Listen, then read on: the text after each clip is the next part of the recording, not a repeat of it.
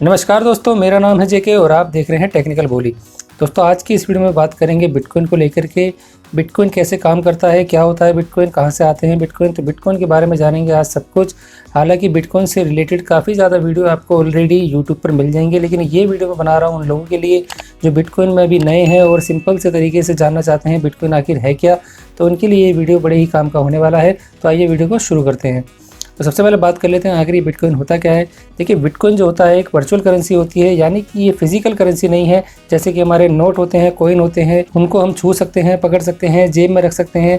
Bitcoin ऐसा नहीं होता है। बिटकॉइन पूरी तरह से डिजिटल करेंसी है, यानी कि वर्चुअल करेंसी है। बिटकॉइन का जो आप कॉइन भी देखते हैं तो वो खाली उसका प्रतिचिन्ह है। ऐसा नहीं है कि आप बिटकॉइन का कॉइन ले जा करके कोई चीज़ मार्केट से परचेज करके ले आएंगे, ऐसा बिल्कुल भी नहीं है। इसका एक उदाहरण मैं दे देता हूँ। अब जो चल रहा है गूगल पे या पेटीएम आप यूज़ करते हैं, आपके वॉलेट होता है, एक डिजिटल वॉलेट होता है, उसमें आपके पास एक डिजिट होते हैं, डिजिट के रूप में आपके पास पैसे होते हैं। इसी तरह से बिटकॉइन भी कुछ उस तरह से ही काम करता है। तो बिटकॉइन आखिर आया कहाँ से और किसने इसको बनाया, ये जान लेते हैं। देखिए, बिटकॉइन जो है जापान के सतोशी नाकामोटो नामक व्यक्ति ने बिटकॉइन को इन्वेंट किया था 2008 में, और उनका जो उद्देश्य था बीच में से मीडिएटर को हटाना था। जैसे कि अभी हमारी सरकार और हमारे बीच जो मीडिएटर का काम करते हैं बैंकिंग सेक्टर करते हैं, यानी कि बैंक के थ्रू ही हम सरकार को पैसा देते हैं या लेते हैं, उससे आदान प्रदान करते हैं। इसमें जो मुख्य भूमिका निभाते हैं बैंकिंग सेक्टर निभाते हैं, यानी कि बैंक निभाते हैं। तो सतोशी नाकामोटो का उद्देश्य यही था कि इस मीडिएटर को या इस बीच के सिस्टम को हटाया जाए, एक ऐसी करेंसी बनाई जाए जिसमें ग्राहक उस करेंसी का पूरा मालिक हो, उसको अपने हिसाब से यूज़ कर सके, कोई अथॉरिटी उसको कंट्रोल ना करे। देखिए, अब बात करते हैं बिटकॉइन कैसे बनते हैं और कहाँ से आते हैं। बिटकॉइन को समझने के लिए हमें बिटकॉइन की जो टेक्नोलॉजी है उसको समझना होगा, यानी कि ब्लॉकचेन टेक्नोलॉजी के द्वारा बिटकॉइन माइन किए जाते हैं। यह जो प्रोसेस होता है इसको माइनिंग बोलते हैं। ये कैसे काम करता है ये समझ लेते हैं। देखिए, ब्लॉकचेन जो होता है एक तरह का बही खाता होता है। जैसे कि आप बैंक में देखते हैं, पहले रजिस्टर में सारी जानकारी लिखी जाती थी, फिर कंप्यूटर आ गए, फिर सॉफ्टवेयर आ गए, टेक्नोलॉजी जैसे जैसे डेवलप हुई, फिर उस सारा हिसाब किताब जो है हमारे ट्रांजैक्शन का, हमारे बैंक अकाउंट के सारी डिटेल कंप्यूटर में सेव रहने लगी, उसमें हार्ड डिस्क में सेव रहने लगी। इसी तरह से ब्लॉकचेन भी एक टेक्नोलॉजी है जिसमें बिटकॉइन की सारी ट्रांजैक्शन और उससे रिलेटेड सारा डाटा सेव किया जाता है, यानी कि स्टोर किया जाता है। बैंक में आप देखेंगे कि किसी भी तरह से उस डाटा को पब्लिक नहीं किया जाता है, लेकिन बिटकॉइन की जो ट्रांजैक्शन होती है पब्लिक के लिए पूरी तरह से खुली होती है। आप चाहें तो कोई भी ट्रांजैक्शन आप वहाँ पर जाकर देख सकते हैं, एक एप्लीकेशन, एक वेबसाइट के थ्रू। अब बात करते हैं कि माइनिंग होती कैसे है, कैसे काम करती है। देखिए, ये जो सारा प्रोसेस होता है इसको करने वाले जो होते हैं ये माइनर्स होते हैं। ये माइनर्स कोई डिसाइडेड व्यक्ति नहीं होते। आप चाहे तो आप भी माइनिंग कर सकते हैं, मैं चाहूँ तो मैं भी माइनिंग कर सकता हूँ। इसके लिए हमें ज़रूरत होती है एक बड़े कंप्यूटर की, एक हैवी हार्डवेयर सिस्टम की, जिसको माइनिंग रिग बोलते हैं। उसमें काफ़ी ज़्यादा ग्राफिक कार्ड्स लगे होते हैं, काफ़ी ज़्यादा हैवी सिस्टम होता है। जिस भी कॉइन को आप माइन करना चाहें, जो भी माइनेबल कॉइन होते हैं उसको आप कॉइन को माइन कर सकते हैं। ये माइन आखिर होता क्या है। देखिए, बिटकॉइन की या किसी भी कॉइन की जितनी भी ट्रांजैक्शन है, अभी हम बिटकॉइन के बारे में बात कर रहे हैं तो बिटकॉइन के बारे में ही बात करते हैं। देखिए, बिटकॉइन की जो ट्रांजैक्शन होती हैं उसको जो रिकॉर्ड करते हैं, उस डाटा को जो सेव करते हैं, वही व्यक्ति माइनर्स कहलाए जाते हैं।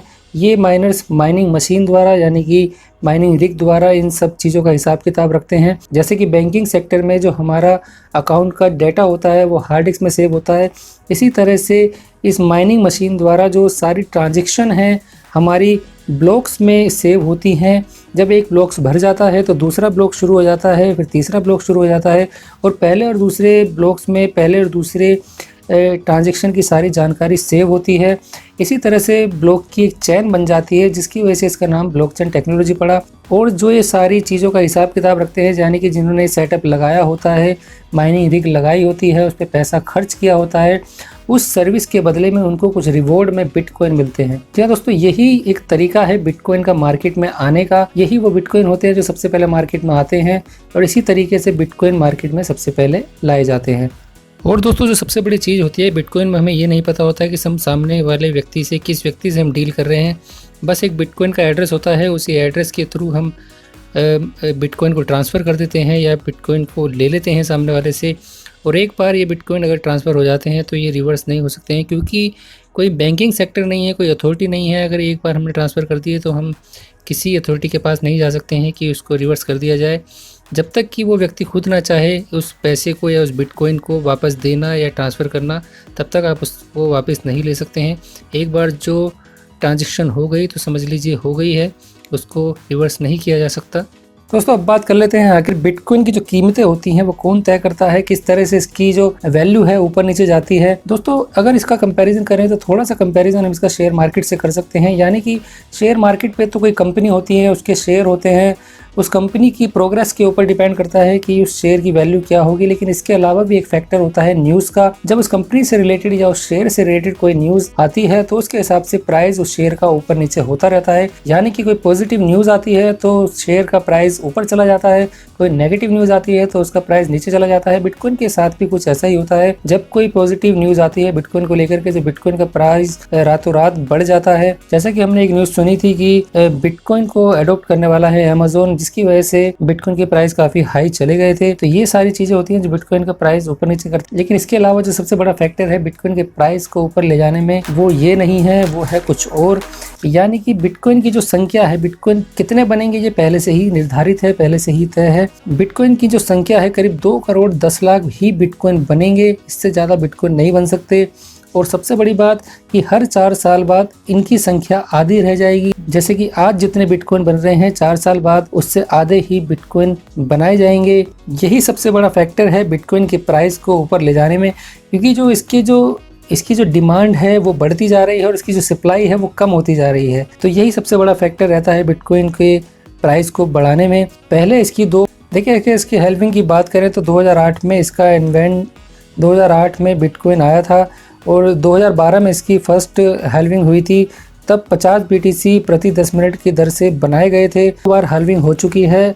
अगर बात करें इसकी दूसरी हेल्विंग की तो 2016 में इसकी दूसरी हेल्विंग हुई थी और 25 BTC प्रति 10 मिनट की दर से बनाए जाते थे। तीसरी हेल्विंग जो इसकी होने वाली है 2020 में होगी मई में। उसके बाद केवल 12.5 बिटकॉइन ही प्रति 10 मिनट की दर से बनाए जाएंगे। और अगर बात करें इसकी अगली हेल्विंग की तो 2024 में इसकी अगली हेल्विंग होगी, जब करीब 6.25 BTC ही प्रति 10 मिनट की दर से बनेंगे। तो यही एक बड़ा कारण होता है बिटकॉइन के प्राइस को ऊपर ले जाने में। अगर हम बिटकॉइन की बात करें कि जब ये बिटकॉइन बना था तब कितने का था और आज इसकी स्थिति क्या है, तो करीब 2010 से इसके डाटा को ले लेते हैं। वहाँ पर 2010 में करीब आधे से $1 के बीच में बिटकॉइन की कीमत हुआ करती थी और 2011 के बीच में ये करीब $31 तक पहुँच गया था। लेकिन 2011 में ही दिसंबर में इसकी बात करें तो ये $2 तक आ गया था और 2012 दिसंबर तक बात करें तो इसका जो रेट था, इसका जो प्राइस था वो $13 था।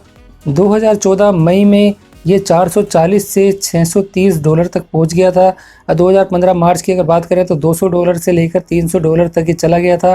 2015 की अगर बात करें तो 395 से लेकर के ये $504 तक चला गया था। 2016 में जो उसका प्राइस था 450 से $750 तक चला गया था। लेकिन 2017 के लास्ट में इसने सबसे बड़ी छलांग लगाई, ये करीब $20,000 तक छू गया था। लेकिन करीब 3 महीने के अंदर अंदर ही ये करीब $6,000 $7,000 तक भी आ गया था। इतनी तेज़ी से बढ़ता है, इतनी तेज़ी से घटता है, इसलिए इसको हाई रिस्क एसेट बोलते हैं। इसमें जो फ्लक्चुएशन होती है वो काफ़ी ज़्यादा होती है, इसलिए ये हमेशा से ही हाई रिस्क इन्वेस्टमेंट में काउंट होती रहेगी।